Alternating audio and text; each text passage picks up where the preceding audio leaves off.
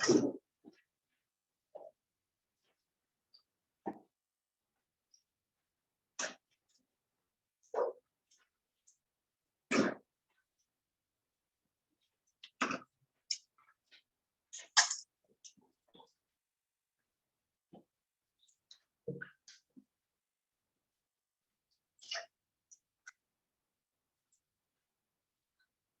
बच्चों, बच्चों पहले तो ये बताओ कि एक, जैसे आपको पहले भी कह रहा था, एक टेस्ट में रखना चाहता हूँ एडवांस्ड वाला, जो मतलब बेसिकली पूरा काइनेमेटिक्स 1-2 का, है ना।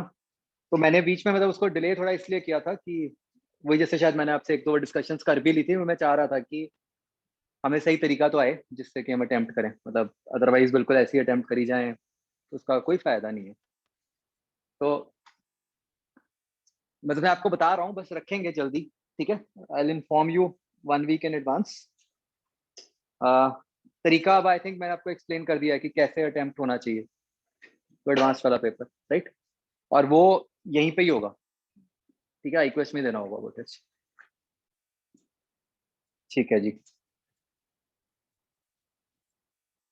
बाकी बच्चों, मेंस में भी कोई प्रॉब्लम आती है किसी को, या वो ठीक चल रहा है? मेंस में मैं आपको पहले ही बताया था, उसमें मतलब कोई लेवल वाइज कोई प्रॉब्लम नहीं आएगी, सिर्फ उसमें अगर कोई इशू आएगा तो क्या आएगा कि कई बार कोई चीज ही ऐसी पूछ ली बिल्कुल ही रैंडम सी, जो आपने कभी पढ़ी ना हो या सुनी ना हो, है ना। अदरवाइज तो उसमें कुछ ऐसा नहीं है। बाकी 25 क्वेश्चंस हैं, तो वो कोई स्पीड वाइज भी कभी कोई इशू नहीं आएगा, आराम से पूरा पेपर सॉल्व हो ही जाता होगा।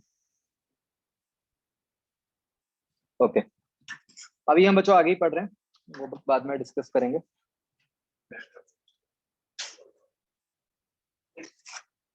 ये ये, ये दिख क्यों नहीं रहा है आज? क्या किया था? पंगे लिया था कुछ है?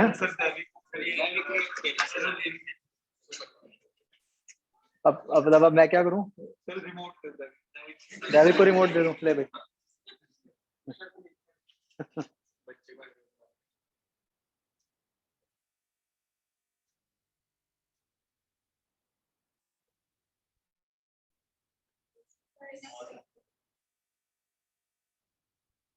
कंट्रास्ट कम होगा ज्यादा होगा?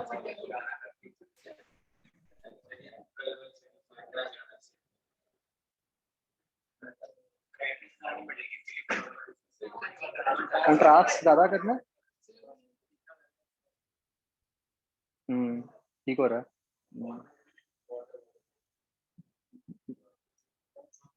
Looks fine. ठीक लग रहा है क्या? लाइट ऑफ कर दो। हेलो। हाँ, कोई नहीं, मैं साथ साथ डिक्टेट कर दूंगा, डोंट वरी।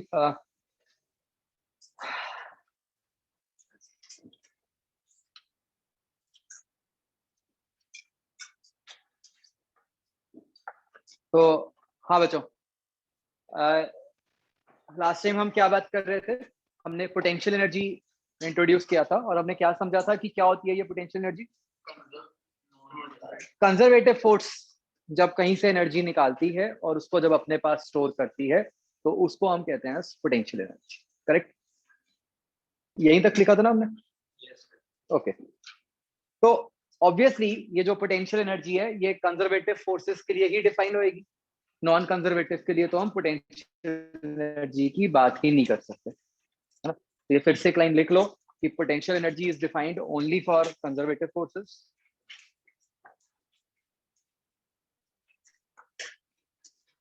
तो बच्चों मतलब आगे भी हम जिस चैप्टर में कोई फोर्स पढ़ेंगे, और अगर वो फोर्स कंजर्वेटिव हुई, तो उसके उससे एसोसिएटेड एक पोटेंशियल एनर्जी पक्का होगी ही होगी ना।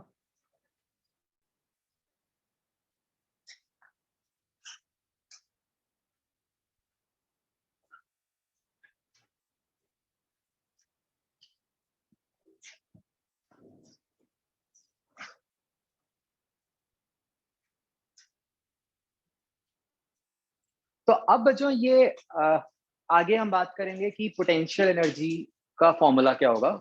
क्या हम उसको निकालेंगे कैसे? ये बच्चों बहुत ही सिंपल है, ठीक है। जिस तरीके से हमने इसको डिफाइन किया है, देखो एक एग्जांपल लेते हैं। मान लो एक कंजर्वेटिव फोर्स है, उसने किसी बॉडी के ऊपर -20 जूल्स का वर्क किया, ठीक है। क्या मतलब हुआ इसका फिजिकली? उसने 20 जूल्स एनर्जी निकाली, और अगर कंजर्वेटिव है तो इसका मतलब उसने अपने पास स्टोर कर ली। तो अगर मैं पूछूं कि भाई उस फोर्स के पास जो एनर्जी स्टोर्ड थी उसको क्या हुआ, तो आप क्या बोलोगे? मतलब जो पोटेंशियल एनर्जी थी उसमें क्या चेंज आया अगर उस फोर्स ने -20 वर्क किया?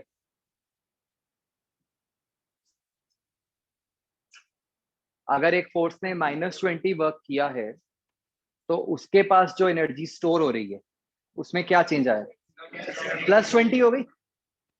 ये बात समझ आती है? जितना वो किसी और बॉडी पे नेगेटिव वर्क करती जा रही है, इसका फिजिकली क्या मीनिंग है? जितना उससे एनर्जी निकालती जा रही है उतना क्या हो रहा है? उसकी खुद की एनर्जी बढ़ती जा रही है। क्या ये बात समझ आई? अगर मान लो उसने कभी किसी पे पॉजिटिव वर्क कर दिया, मान लो 20 जूल पॉजिटिव वर्क कर दिया, तो उसकी एनर्जी 20 से कम हो गई। क्या ये बात समझ आती है?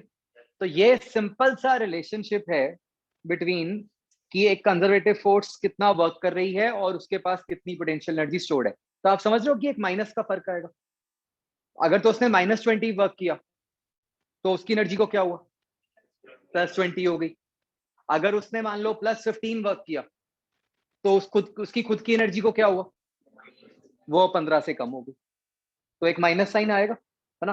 बस यही हमें समझना है। एक बात और बच्चों, हम कभी ये बात नहीं करते कि बॉडी के पास पहले कितनी एनर्जी थी। हम तो बस ये बताएंगे, मतलब फोर्स के पास पहले कितनी एनर्जी थी, हम तो सिर्फ ये बताएंगे कि चेंज कितना है। जैसे फिर से कि अगर मैंने कहा कि अगर मैंने किसी बॉडी पे -20 वर्क किया तो आप क्या बता सकते हो? मतलब इट्स लाइक, हाँ, अगर -20 वर्क किया तो आप क्या कह सकते हो कि मेरी एनर्जी 20 से बढ़ गई। उससे पहले क्या थी आपको नहीं पता, बट आपको ये जरूर पता चल गया कि 20 से बढ़ गई। It is as simple as कि अगर अभी कोई बाहर से आके मुझे 20 रुपए दे दे तो आप क्या कह सकते हो कि जितने भी सर के पास पैसे थे 20 रुपए से बढ़ गए। That's it. जितने थे हमें नहीं पता, बट 20 से बढ़ गए। आई बात समझ? वही बात हम यहाँ कह रहे हैं कि हमें कभी भी एब्सोल्यूट नंबर से मतलब नहीं होगा, हमें चेंज से ही मतलब होगा। और वो चेंज किस पे डिपेंड करेगा? कि उसने कितना वर्क किया। क्या ये बात समझ आती है बच्चों? ठीक है। तो एक कंजर्वेटिव फोर्स और उसकी पोटेंशियल एनर्जी में जो रिलेशन होता है, दैट इज, इसको हम यू से डिनोट करते हैं, चेंज को। तो change in potential energy is negative of work done by conservative force. क्या ये बात समझ आती है?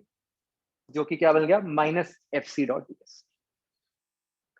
तो क्या होता है बच्चों, ये ना बहुत कंफ्यूजन रहती है सबको कि ये माइनस साइन क्यों आया। क्या आपको ये बात क्लियर हो रही है कि माइनस क्यों आया? है ना? नोट कर।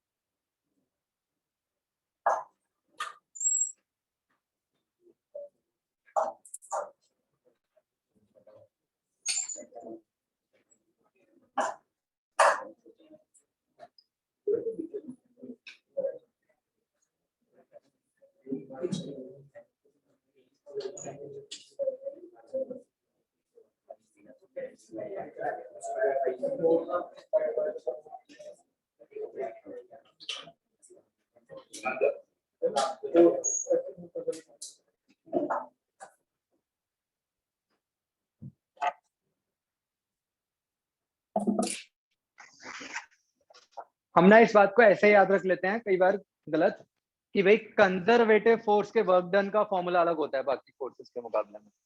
वो नहीं है। फॉर्मूला तो कंजर्वेटिव का तो वही है, FDS। ये फॉर्मूला किस चीज का है? उसकी एनर्जी में कितना चेंज आ रहा है, ये तो उस चीज का फॉर्मूला है, राइट?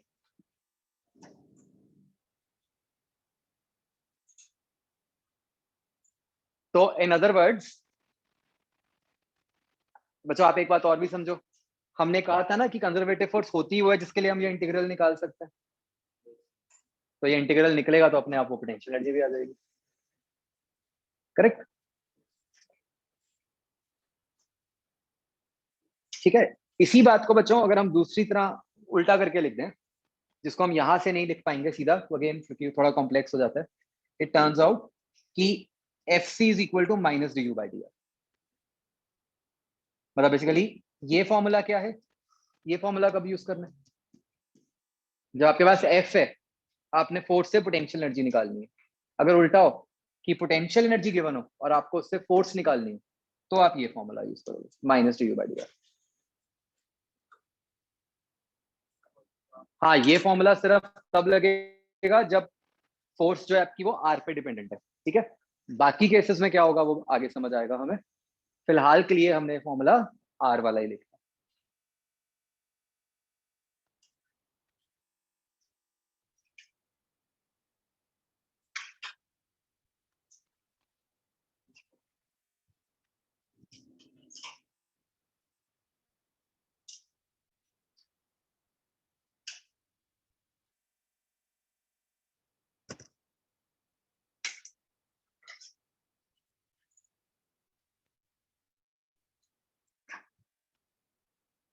अच्छा, माइनस साइन की कोई कंफ्यूजन तो नहीं है?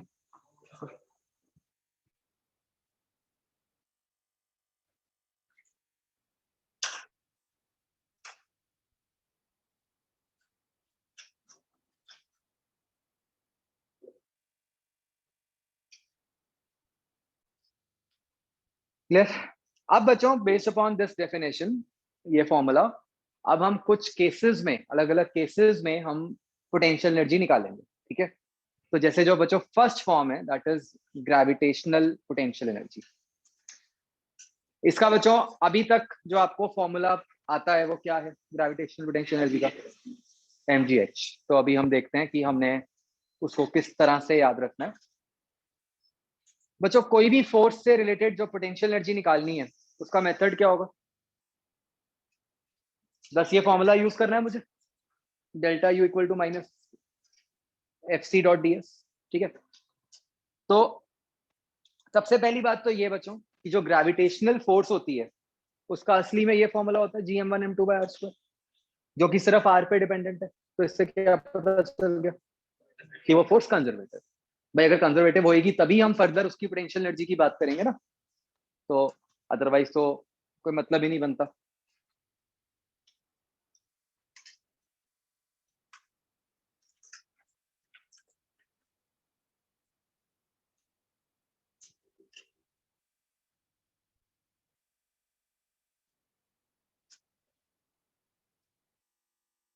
तो ये फॉर्मूला अगर आपने पहले नहीं भी यूज किया हुआ इट इज फाइन, तो आगे आएगा, है ना।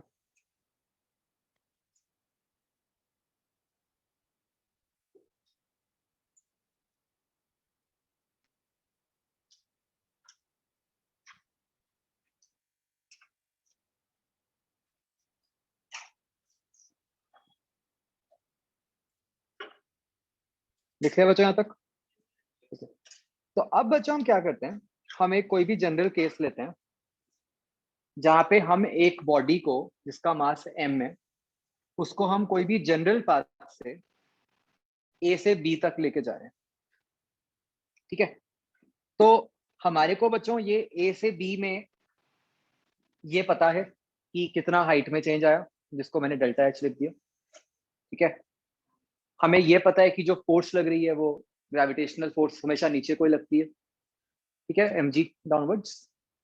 तो हम इस केस में निकालना चाहते हैं पोटेंशियल एनर्जी। क्या करना चाहिए बच्चों हमें? ट्राई करो एक बार, try to use this formula, try to find minus F dot D S for A to B.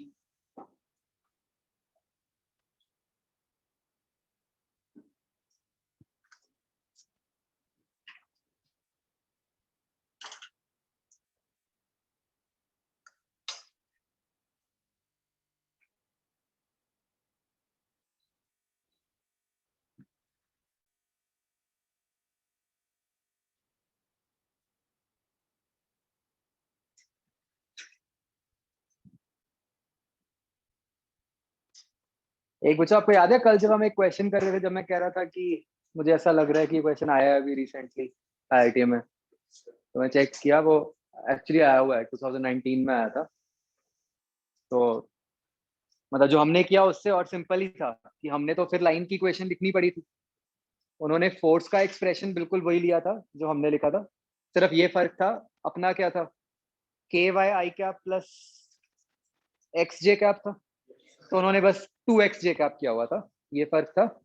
और हमने स्ट्रेट लाइन में लिखा था, मतलब कि एक पॉइंट से दूसरे पॉइंट तक हम तो एक वो स्लोपिंग लाइन जा रही थी, उन्होंने उसको भी और सिंपल किया हुआ था कि पाथ को ऐसे हॉरिजॉन्टल वर्टिकल पाथ में ब्रेक किया हुआ था। तो वो तो और आसान हो गया ना कि आपकी जो डिस्प्लेसमेंट है वो